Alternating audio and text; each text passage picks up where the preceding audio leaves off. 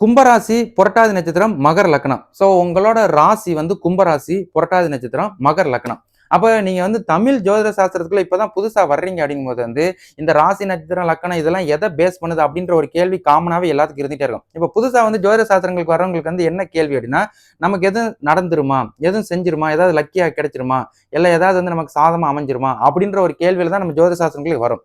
இந்த ஜோதிட சாஸ்திரங்கள் அப்படின்னு வரும்போது வந்து இன்றைய நாள் எப்படி இருக்க போகுது, நாளைய நாள் நமக்கு வந்து பாசிட்டிவா இருக்குதா, அகைன்ஸ்டா இருக்க போதா அப்படின்னு தெரிஞ்சுக்கிட்டு அதன்படி நம்ம வாழ்க்கையை வந்து நம்ம சந்திக்க போறோம். இவ்வளவுதான் இந்த ஜோதிட சாஸ்திரங்கள். இதுல வந்து நம்ம வந்து எப்படின்னா ஒரு கேள்வி, நாளைக்கு வந்து ஒரு வீடு மாற போறோம், நாளைக்கு வந்து ஒரு வேலைக்கு போறோம், நாளைக்கு வந்து திருமணம் பண்ண போறோம், ஸோ நாளைக்கு வந்து நம்ம வந்து குழந்தை பிறக்க போறோம், இதெல்லாம் வந்து நமக்கு ஒரு பாசிட்டிவா வந்துருமா அப்படின்ற நாளைய பொழுத இன்னைக்கு வந்து கொஞ்சம் கேட்டு தெரிஞ்சுக்கிட்டு நம்ம மன நிம்மதி அடைஞ்சுக்கிறது. இப்ப ஜோதிட சாஸ்திரங்கள் அப்படின்னு வரும்போது வந்து நமக்கு நல்ல நேரம் ஓடுது அப்படின்னா நமக்கு வந்து நல்ல வேலை இருக்கும், நல்ல ஒரு குடும்ப வாழ்க்கை இருக்கும், நல்ல ஒரு வாழ்க்கை தரத்துல தொடர்ந்துட்டு இருப்போம்.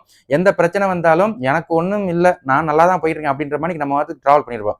அதே பிரச்சனைகள் ஒண்ணுன்னா வரும்போது, இப்ப எக்ஸாம்பிள் சரியா எனக்கு திருமணம் நடக்கல, சரியா வந்து நான் வந்து சம்பாதிக்க முடியல, சரியா எனக்கு சம்பளம் வர மாட்டேங்குது, நான் வேலை செஞ்சாலும் எனக்கு வந்து ஒரு முன்னேற்றம் இல்ல, நான் வந்து ஒரே டவுன்ஃபால்ல இருக்கேன் அப்படின்ற ஒரு கூட்டு வரும்போது நமக்கு அந்த டைமிங் எப்படி இருக்கு அப்படின்னு யார்ட்டையும் போய் கேட்டு தெரிஞ்சுக்க முடியாது. அம்மா கிட்ட சொன்னாலும், அப்பா கிட்ட சொன்னாலும் அவங்க வந்து சொல்றது வந்து இருக்குதப்பா பாத்துக்கோப்பா அப்படின்றாங்க. அப்ப இந்த ஜோதிட சாஸ்திரங்கள் பார்க்கும்போது வந்து அதை உங்க பிறந்த டேட் ஆஃப் பர்த் டயத்தை வச்சு ஒரு கணக்கு போட்டு இந்த 9 கிரகங்கள், இந்த 12 ராசி, இந்த 27 நட்சத்திரம், லக்கணங்கள்லாம் என்ன சொல்லுதுன்னு கேட்டு நம்ம அதன்படி தெரிஞ்சுக்கிட்டு ஓகே நல்ல நேரம் ஓடுதா, டப்பு டப்புன்னு வேலை செஞ்சு காசை சம்பாதிக்க வேண்டாம். கெட்ட நேரம் ஓடுதா, அதிகமா இன்வெஸ்ட்மெண்ட் பண்ண வேண்டாம், யார்ட்டையும் வந்து வம்பு வழக்கு வச்சுக்கிட வேண்டாம், நம்ம உண்டு வேலை உண்டுன்னு இருக்கிறது சிறப்பு அப்படின்றத பாத்துக்கிறது தான் இந்த ஜோதிட சாஸ்திரங்கள். அப்ப இது வந்து நமக்கு நல்லதான்னு கேட்டா ஒரு ஃபியூச்சரை வந்து ஒரு அனலைஸ் பண்றதுக்குரிய ஒரு கணக்கு. அந்த கணிதத்தை தெரிஞ்சுக்கிட்டு நம்ம வாழ்க்கையை நமக்கு தகுந்தாற் போல மாத்தி அமைக்கிறதும், நம்ம வாழ்க்கையை நமக்கு அகைன்ஸ்டா மாத்தி அமைக்கிறது அது நம்ம கையில தான் இருக்குது.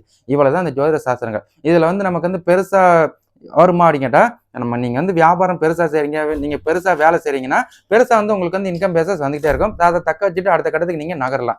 ஒரு வேளை நம்ம எதிர்பார்க்குற மாரி எதுவும் அமையலன்ற பட்சத்துக்கு, அப்ப என்னதான் நடக்குதுன்னு ஜோசியத்த போய் பார்க்கும்போது வந்து, கெட்ட நேரம் ஓடுது அப்படின்னு தெரிஞ்சுக்கிட்டா, அப்ப நீங்க கேட்டுக்கலாம். ஆனா எவ்வளவு நேரம்னா கெட்ட நேரம் ஓடுது அப்படின்னு கேட்டீங்கன்னா, இவ்வளவு வருஷம் இத்தனை மாசம் கெட்ட நேரம் ஓடுது. அது வரைக்கும் கொஞ்சம் கவனமா இருந்துக்கோங்க அப்படின்னு கேட்டு தெரிஞ்சுக்கிட்டு, நம்ம வாழ்க்கைய அடுத்த கட்டத்துக்கு நகர்த்தி கொண்டு போக வேண்டியதுதான். இவ்வளவுதான் ஜோதிட சாஸ்திரம். இதுல வந்து ஒண்ணும் டிஃபரன்ஸ்லாம் இல்ல. சரிங்களா?